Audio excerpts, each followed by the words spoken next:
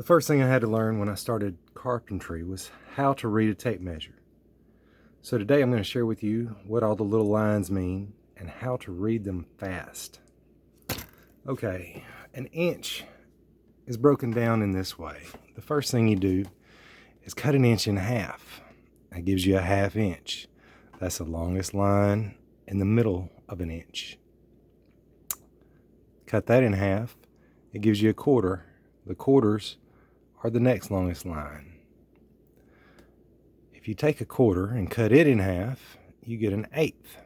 All the 1/8 inch lines are the next longest lines, and then the 16th is cutting an eighth in half, and it's the shortest line on a tape measure.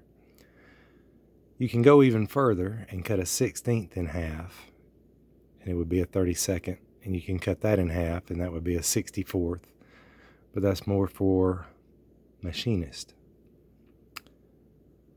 Each line represents 1/16th of an inch. So the way I learned to read a tape measure fast was to take a ½ inch.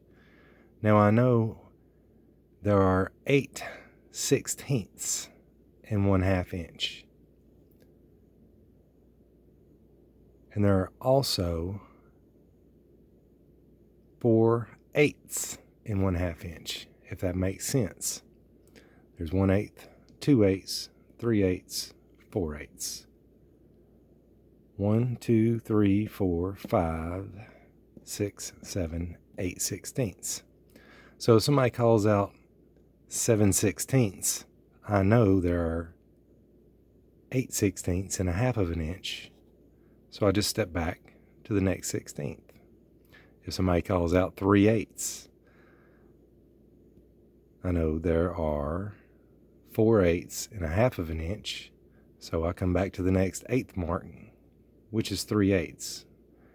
It's an easy way to memorize these. If you have 15/16ths, you know that's going to be the last mark on your tape measure.